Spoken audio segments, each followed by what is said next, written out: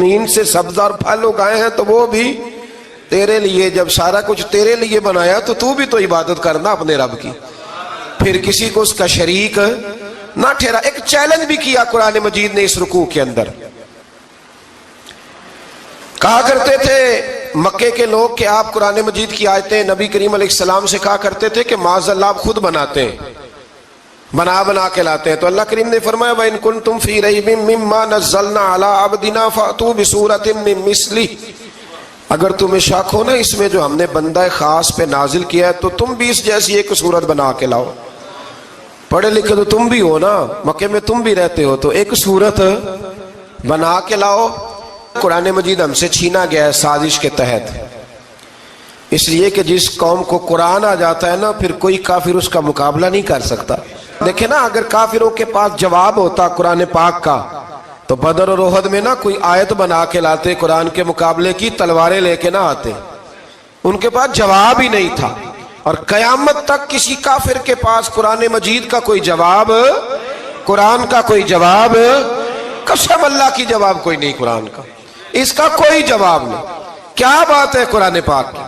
وہ ایک دفعہ مسلمہ کذاب بے ایمان کہنے لگا میں نے بنا لیا قرآن پاک کا جواب. معاذ اللہ, جواب کیا بنایا؟ وہ صورت ہے نا القاریۃ ما القاریہ وما ادراک ما القاریہ, کھڑکھڑانے والی کیا ہے, کھڑکھڑانے والی تمہیں کیا پتا کیا ہے کھڑکھڑی, قیامت کا ذکر ہے. کہنے لگا میں نے اس جیسی صورت بنا لیا. تو کیا بنایا؟ الفیل ملفیل وما ادراک ما الفیل. کہنے لگا ہاتھی, تمہیں کیا پتا کیا ہاتھی, تم کیا جانو کیا ہاتھی. تو پاس جو اس کے اپنے بیٹھے تھے نا چیلے, وہ کہنے لگے چپ کر جا, سارے زمانے کو پتا ہے ہاتھی کیا ہوتا ہے. تو پاگل ہے, اس کے دو کان ہوتے ہیں, ایک سونڈ ہوتی ہے, چار اس کے پیر ہوتے ہیں. بیوقوف آدمی, قرآن کا مقابلہ کرنا ہے تو کچھ چاج کے ساتھ کر, پاگلوں کی طرح مقابلہ کرے گا, جوتے کھائے گا بھی, ہمیں بھی پڑھوائے گا. تو قرآن مجید کا کوئی مقابلہ کر سکا؟ تو اس آیہ مبارکہ میں اللہ نے کافروں کو یہ کہا اگر مقابلہ نہیں کر سکتے تو پھر اللہ سے ڈرو, ورنہ دوزخ میں ڈالے جاؤ گے. وہ جس کا ایندھن آدمی اور پتھر ہے, اور بنائی بھی کافروں کے لیے گئی ہے. اعدت للکافرین, جہنم کس کے لیے بنائی گئی ہے؟ کافروں اور منافقوں کے لیے. مسلمانوں کے لیے بنائی گئی. مسلمان مرضی سے چھلانگے لگائیں تو ان کی موج ہے, ورنہ ان کے لیے جہنم, ان کے لیے اللہ نے جنت بنائی ہے. اور یہ بات کرتے ہی رب کریم نے فرمایا اے محبوب علیہ الصلوۃ والسلام, مومنوں کو خوشخبری دے دیں کہ اللہ نے ان کے لیے جنت بنائی ہے, اس میں باغات ہیں, انہیں رزق دیا جائے گا کھانے کے لیے, اور اس میں انہیں پاکیزہ بیویاں دی جائیں گی, اور پھر وہ اس میں ہمیشہ رہیں گے, انہیں اس سے نکالا نہیں جائے گا. آگے جو آیات کریمہ ہے نا اس کے اندر اللہ تبارک و تعالیٰ نے فرمایا ہے کہ اللہ حیا نہیں کرتا سمجھانے کے لیے مچھر کی مثال بھی دینی پڑے. فرمایا قرآن سے کچھ لوگ ہدایت حاصل کرتے ہیں اور کچھ گمراہ ہو جاتے ہیں. جب لوگ اپنی مرضی کی تشریحات چاہتے ہیں تو گمراہ ہوتے ہیں, اور جب قرآن کو رسول اللہ صلی اللہ علیہ وسلم اور امت مسلمہ کی تشریحات کی روشنی میں سمجھتے ہیں تو پھر اللہ ہدایت عطا فرماتا ہے. پھر اللہ تبارک و تعالیٰ نے آگے ارشاد فرمایا حضرت آدم کی پیدائش کا واقعہ. کچھ مفسرین نے لکھا اللہ نے مشورہ کیا تھا فرشتوں سے, وَإِذْ قَالَ رَبُّكَ لِلْمَلَائِكَةِ إِنِّي جَاعِلٌ فِي الْأَرْضِ خَلِيفَةً. لیکن کچھ مفسرین کہتے ہیں کہ اللہ کو ضرورت نہیں فرشتوں سے مشورہ کرنے کی. اللہ نے فرشتوں سے مشورہ نہیں کیا, بلکہ رب نے انہیں آگاہ فرمایا تھا کہ میں لگا ہوں زمین پہ اپنا نائب بنانے, میں خلافت دینے لگا ہوں زمین پہ. اب یہ تو دینے والی کی مرضی ہے نا, اس نے کس کو دینی ہے, یہ تو دینے والے کی مرضی ہے نا اس نے. تو کچھ لوگ کہتے ہیں کہ دینے والے سے زیادہ ہمیں پتہ ہے. تو فرشتوں کو بھی یہ اجتہادی خطا ہو گئی, کہنے لگے یا اللہ اسے نہ بنانا, یہ فساد کرے گا, یہ خون ریزیاں کرے گا. تو اللہ نے فرمایا جو میں جانتا ہوں وہ تم. اللہ اکبر. امام راضی فرماتے جب رمضان آتا ہے تو اللہ فرشتوں سے کہتا ہے ذرا یہ کھول کے دروازے دیکھو نا یہ زمین پہ کیا کر رہے ہیں. تم تو کہتے تھے فساد کریں گے اور یہ سارے تراویح پڑھ رہے ہیں. تم تو گویا کہتے تھے فساد کریں گے اور یہ تو دیکھو گویا رمضان کے روزے رکھ رہے ہیں, یہ تو میری یاد میں نکلے ہوئے ہیں. تم کچھ کہتے تھے اور دیکھو میں نے تمہیں کہا تھا نا جو میں جانتا ہوں وہ تم. اللہ نے پھر حضرت آدم علیہ السلام کو تمام زمانے کے علوم عطا کیے, علم سکھا لیا. تو فرشتوں سے کہا تم بھی ان چیزوں کے نام بتاؤ, تو وہ بتا سکے نہیں. اللہ نے فرمایا اب اس طرح کرو, آدم کو سجدہ کرو. سب نے سجدہ کیا سوائے وہ کہنے لگا یا اللہ صرف تجھے ہی کرنا ہے، کرنا بھی صرف اللہ کو چاہیے، پر رب کے آگے بھی جھکنا چاہیے، اور جس کے سامنے رب جھکائے نا وہاں بھی. اور یہ جو عاجزی ہے نا، یہ جو جھکنا ہے، یہ علم کے آگے ہے. ہماری مصیبت یہ ہے کہ ہم علم کے آگے بھی گردن جھکانے کو تیار نہیں ہوتے، وہاں بھی ہم خود عالم فاضل بن جاتے ہیں. تو فرمایا کہ سب سے کہا سجدہ کرو، سب نے سجدہ کیا سوائے ابلیس کے. تو پھر ہوا کیا؟ وَكَانَ مِنَ الْكَافِرِينَ، وہ کافروں میں سے ہو گیا. پھر اللہ نے حضرت آدم کو اور جناب حوا کو نا مقام دے دیا جنت میں رہنے کے لیے، اور کہا سارا کچھ کھانا، درخت کے قریب نہ جانا. ابھی آپ کسی سے کہہ دیں تھوڑا سا کہ پیچھے نہ دیکھنا، یعنی اگر میری سمجھ لیں ادب کی وجہ سے کوئی 1.5-2 منٹ یا 6 منٹ نہیں بھی نہ دیکھے گا تو سوچے گا ضرور کہ پتہ نہیں اب پیچھے کیا ہے، مصیبت کیا ہے. یعنی آپ کہہ کے دیکھ لیں کسی کو، پیچھے نہ دیکھنا. فطرت ہے نا انسان کی، وہ جستجو کرتا ہے. کہا اس درخت کے پاس نہ جانا. تو حضرت حوا سلام اللہ علیہ کہتے ہیں دل میں خیال رہتا تھا کہ آخر ہے کیا درخت کے پاس. یہی انسان کا عقیدہ توحید ہے کہ جہاں سے رب منع کر دے وہاں وہ منع ہو جائے. اور یہ ان کی خطا نہیں تھی، یہ اللہ کی حکمت تھی، چونکہ رب نے تو پہلے کہہ دیا تھا بنایا ہی زمین کے لیے، تو یہ تو سارا کچھ ہونا تھا تو زمین پہ آنا تھا نا. تو حضرت حوا اور جناب آدم کے پاس شیطان آیا. اب اس کو نکال تو دیا تھا پر ابھی اس کا جنت میں آنا جانا بند نہیں ہوا تھا، یہ بھی اللہ کی حکمت تھی. تو وہ کہنے لگا تمہیں پتہ ہے بعد میں مر جاؤ گے. تو حضرت حوا کہنے لگی کیا موت بھی آئے گی؟ کہاں، اس کی تکلیف بھی بڑی ہوگی، تو پھر بچیں گے کیسے؟ تو کہنے لگے پھل کھا لو اس درخت کا. تو بچنے کے لیے پھل کھایا تھا. جس طرح لوگ آج بہت سارے کام بچنے کے لیے کرتے ہیں پر بچ سکتے، بچنے کے لیے پھل کھایا. تو اللہ نے فرمایا زمین پہ چلے جاؤ. تو حضرت آدم زمین پہ آئے. پھر کئی 100 سال روتے رہے. فَتَلَقَّى آدَمُ مِن رَبِّهِ کَلِمَاتٍ، تو پھر اللہ نے خود ہی جناب آدم کو کچھ کلمے سکھائے. علامہ اسماعیل لکی فرماتے ہیں وہ کلمے یہ تھے کہ حضرت آدم نے میرے نبی کا وسیلہ پیش کیا، تو اللہ کریم نے جناب آدم کی دعا کو مقبول فرما لیا. پھر آگے بنی اسرائیل کا ذکر آ جاتا ہے. اللہ تعالیٰ نے بنی اسرائیل، آج آپ اسی قوم کو یہودی کہتے ہیں، ان کو اللہ نے اس زمانے میں فضیلت عطا کی تھی بہت زیادہ. تو عرب کے اندر جب نبی پاک علیہ السلام نے اعلان نبوت کیا تو کچھ لوگوں نے یہ کہہ دیا کہ اگر یہ یہودی کلمہ پڑھ لیں گے تو ہم بھی پڑھ لیں گے. تو پھر اللہ نے انہیں یاد کرایا کہ تم اصل میں کیا ہو، تمہیں کلمہ پڑھنا چاہیے. تو اہل یہود کا تذکرہ کرتے کرتے رب کریم نے ایک بات یہ بھی ارشاد فرمائی کہ تم لوگوں کو تو کہتے رہے ہو کہ وہ نبی آنے والے ہیں، وہ نبی آنے والے ہیں، اور جب آ گئے ہیں تو ماننے کو تیار نہیں ہو. تو فرمایا تأمرون الناس بالبر وتنسون انفسکم وانتم تتلون الکتاب، لوگوں کو بھلائی کا حکم دیتے ہو اور اپنے آپ کو بھول جاتے ہو. افلا تعقلون، تمہیں عقل نہیں؟ پھر اللہ نے انہیں یہ بھی یاد کرایا کہ یاد کرو وہ زمانہ کہ جب فرعون نے خواب دیکھ لیا تھا کہ کوئی بچہ اس کی سلطنت کو تباہ کرے گا، تو پھر اس نے تمہارے بچوں کو ذبح کرانا شروع کیا اور تمہاری بیٹیوں کو چھوڑتا تھا.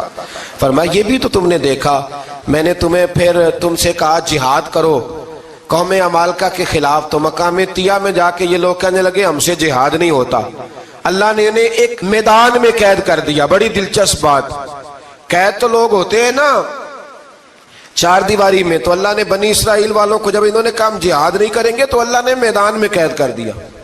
میدان میں، یہ یاد رکھیں، جب انسان اللہ کی نافرمانی کرتا ہے تو اسے ایسی قید ملتی ہے جس کا اس نے تصور بھی نہیں کیا ہوتا.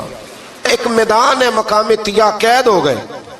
سارا دن سفر کرتے تھے، سارا دن، تو رات کو تھک کے سوتے تھے، صبح اٹھتے تھے نا جب، تو وہیں ہوتے تھے جہاں کل صبح چلے تھے.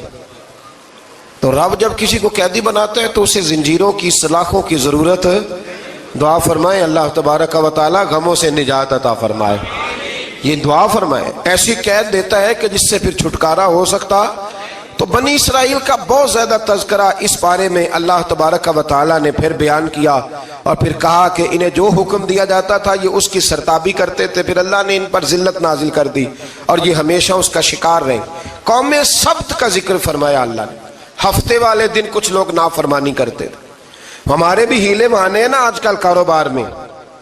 تو اسی سپارے کی آیت نمبر 65 کے اندر اللہ تعالیٰ نے حضرت داؤد کی قوم کا ذکر کیا کہ اللہ نے انہیں حکم دیا تھا کہ ہفتے والے دن مچھلیاں نہیں پکڑنی. تو وہ کہتے تھے چلو ہاتھ لگا کے نہیں پکڑنی. ہاتھ لگا کے. وہ ہمارے لوگ ہیلے بہانے تلاش کر لیتے ہیں نا. وہ بڑے جناب انشورنس والا آ گیا, اب وہ بینک والا آ گیا, وہ فلانے صاحب آ گئے, وہ تروڑ مروڑ کے کہانیاں باتیں, اور پھر ہمیں بھی رستے مل جاتے ہیں بچنے کے. مفتی صاحب نے کہہ دیا تھا, ایک مولانا سے میں نے ان کو کہا ہفتے والے دن مچھلیاں نہیں پکڑنے کا, نہیں پکڑتے, چھوٹے چھوٹے حوض بنا لیے. تو مچھلیاں زیادہ آتی تھی اس دن, یہ بھی اللہ کی قدرت تھی. نماز کے وقت گاہک زیادہ آتے ہیں, یہ اس کی قدرت ہوتی ہے. تو وہ مچھلیاں حوض میں جمع ہو جاتی ہیں. یوں سمجھ لیں کہ جال انہوں نے لگا لیے ہوئے تھے, تو جال میں وہ پھنستی رہتی تھی, حوضوں میں آتی رہتی تھی. ہفتے کو نہیں پکڑتے تھے, اتوار کو پکڑ لیتے تھے. تو پھر اللہ نے انہیں سزا دی. فرمایا تماشے کرتے ہو اللہ کے حکم کے ساتھ. کیا سزا دی؟ فَقُلْنَا لَهُمْ كُونُوا قِرَادَةً خَاسِئِينَ. فرمایا بندر بن جاؤ دھتکارے ہوئے. جو رزق حرام طریقے سے کماتے تھے رب انہیں بندر بنا دیتا تھا. ابھی بھی میں نے دیکھے ہیں بڑے بڑے تاجر پاگلوں جیسی زندگی گزار رہے ہیں. نفسیاتی طور پہ سکون نہیں ہے, کروڑوں روپیہ پڑا ہے. کیوں؟ اس لیے کہ رب کے بتائے ہوئے طریقے کے مطابق تجارت نہیں کرتے. آگے ایک اور دلچسپ بات آ گئی. بنی اسرائیل کے اندر نا ایک شخص نے اپنے چچا کو قتل کر دیا جائیداد کے لیے. یہ دیکھیں کب سے لوگ جائیداد کے لیے قتل کرتے آ رہے ہیں. چچا کو قتل کر دیا, اور قتل کر کے حضرت موسیٰ علیہ السلام کے پاس آئے کہ میرے چچا کو کسی نے قتل کر دیا ہے, تو بتائیں کیا کرنا ہے. تو آپ نے فرمایا کہ گائے ذبح کرو, اور اس کا ایک ٹکڑا مقتول کو مارو, مرنے والے کو. وہ خود اٹھ کے بتا دے گا مجھے کس نے قتل کیا ہے.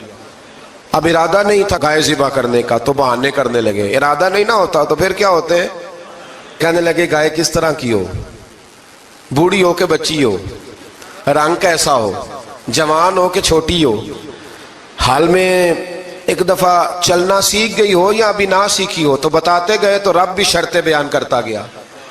گہرے زرد رنگ کی ہو, حال کے اندر اسے نہ چلایا گیا ہو, پانی نہ نکالا گیا ہو, نہ بچی ہو نہ جوان ہو, اس کے درمیان ہو. یہ ساری شرطیں کہاں پائی جاتی تھیں؟ حضرت موسیٰ علیہ السلام کی قوم کا ایک شخص تھا جو اللہ کا ولی تھا. وہ جب انتقال کرنے لگا نا, اللہ اکبر, دیکھو رب ولیوں کی اولادوں پر بھی کتنا فضل فرماتا ہے. وہ جب انتقال کرنے لگا تو ایک اس کے پاس چھوٹی سی بچیا تھی, گائے کی بچی. اس نے جنگل میں چھوڑ دی. کہنے لگا یا اللہ میں تیرے نام پہ چھوڑتا ہوں, میرا بچہ جوان ہو جائے تو اسے دے دینا, اور تو سرمایہ ہی کوئی نہیں. بچہ بڑا ہوا تو بچہ بھی بڑا نیک تھا, اپنی ماں کا بڑا فرما بردار تھا. اس کی ماں نے کہا بیٹا تیرے باپ نے ایک گائے چھوڑی تھی. تو بچہ جنگل میں گیا اور جا کے کہنے لگا اے اللہ میری گائے مجھ سے ملا دے. تو رب کریم نے وہ گائے واپس کر دی. وہ گائے گھر لے آیا. اب وہ کہنے لگا اماں بیچ دوں, تو اماں کہنے لگی بیٹا میرے پوچھے بغیر نہ بیچنا. کئی دفعہ گاہک لگے, پر اس نے کہا جب تک میری اماں نہ کہے گی میں بیچوں گا. ادھر بنی اسرائیل والے شرطیں جتنی گائے کے بارے میں پوچھ چکے تھے وہ ساری اسی گائے میں پائی جاتی تھی. تو یہ ڈھونڈتے ڈھونڈتے وہاں پہنچ گئے. تو کہنے لگے گائے چاہیے. تو اس نے کہا بھی تمہاری مرضی سے نہیں, قیمت میری مرضی کی. ایک مفسر نے تو یہاں تک لکھا ہے کہ اس نے کہا گائے ذبح کر کے نا, تو جتنا گائے کے اندر گوشت ہوگا نا اتنا ہی کھال کے اندر تو مجھے مال بھر کے دو گے, اتنے سکے بھر کے دو گے, اتنی اشرفیاں بھر کے دو گے, تو پھر تمہیں گائے دوں گا. تو پھر یہ گائے انہیں ملی اور یہ گائے لے کر کے آئے. زیادہ سوالات نہ کرتے تو زیادہ الجھتے نہ. ہم بھی دین کے معاملے میں بڑے سوال جواب کرتے ہیں, اتنا سوال کریں جتنی اس کی ضرورت ہے. ان لوگوں نے سوالات زیادہ کیے تو پھر الجھ زیادہ گئے. تو میرے بھائی اس کا ذکر بھی اللہ تبارک و تعالیٰ نے پہلے پارے کے اندر بیان فرمایا. پھر اللہ کریم نے فرمایا کہ کچھ ایسے لوگ بھی ہیں یہودیوں میں سے جن کا دعویٰ ہو گیا ہے کہ ہم اللہ کے بڑے پیارے ہیں. فرمایا یہ صرف ان کے منہ کی باتیں ہیں, یہ تو قیامت میں پتہ چلے گا نا کہ اللہ کا پیار کس کے ساتھ زیادہ ہے. اور پھر یہ بھی یہودیوں نے دعویٰ کیا ہے, اسی پارے میں اللہ فرماتے ہیں کہ ان کا دعویٰ ہے کہ ہم اللہ کے بڑے پیارے ہیں, جنت میں ہم ہی جائیں گے. تو اللہ فرماتا ہے پھر مرنے کی دعا تو کرو, جنت میں تو مر کے جانا ہے نا. لیکن رب فرماتے ہیں یہ کبھی مرنے کی دعا نہیں کریں گے, اس لیے کہ انہیں پتہ ہے کہ ہم نے آخرت کے لیے کیا بھیجا. لیکن جی پہلا حکم آ گیا یا ایھا الذین آمنوا کہہ کے, پہلی آیت قرآن پاک کی پہلے سپارے میں پہلی آیت جس میں اللہ نے کہا یا ایھا الذین آمنوا. تو پہلا حکم آمنو کہہ کے, آیت نمبر 104 میں جو اللہ نے حکم دیا ہے نا وہ نبی پاک کی تعظیم کا حکم ہے.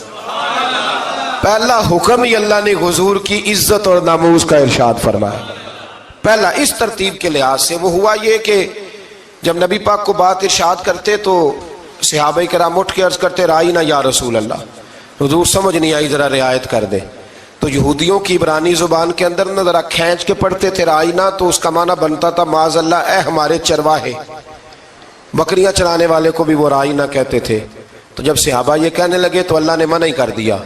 فرمایا میرے محبوب کے غلاموں، اس لفظ کے پیچھے چھپ کے، اس لفظ کے پیچھے چھپ کے لوگ میرے نبی کی بے ادبی کر جاتے ہیں. تو جس لفظ کا کوئی ایک معنی بے ادبی والا بنتا ہو وہ لفظ بھی میرے نبی کے لیے نہ کہو. لفظ وہ والے کہو جس میں کوئی بے ادبی کا معنی نکلے نہ. یہاں لوگوں نے بڑے بڑے لفظ نہیں بول دیے پھر کہتے میرا مطلب یہ تھا، میرا مطلب وہ تھا، تو نے وہ لفظ بولا کیوں جس کا کوئی غلط مطلب بھی نکل سکتا تھا. اللہ نے فرمایا یا ایھا الذین آمنوا لا تقولوا رائینا، اے ایمان والو رائینا کہو ہی نہ. تو یا اللہ کیا کہیں؟ فرمایا وقولوا انظرنا، تم کہو یا رسول اللہ ایک نظر فرمائیے. انداز دیکھیے، انظرنا ایک نظر. تو ہمارے بزرگ تو پہلے ہی بڑے پیار والوں نے کہہ دیا یا رسول اللہ انظر حالنا. کہتے کہاں سے لاتے ہو جملے؟ میں نے کہا اللہ کی کتاب سے.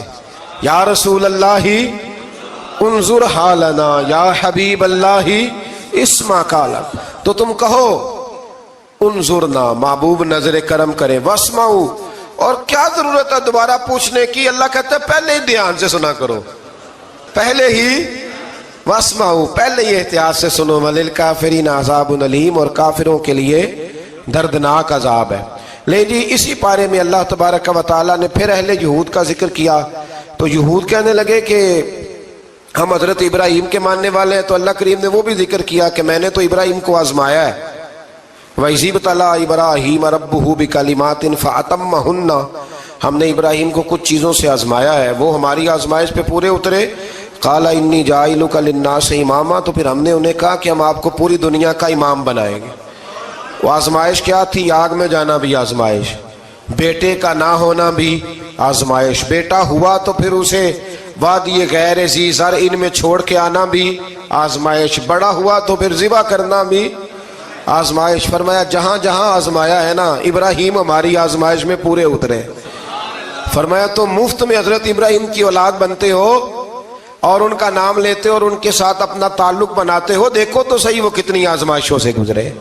تو اس کا بھی اللہ نے اسی میں ذکر فرمایا.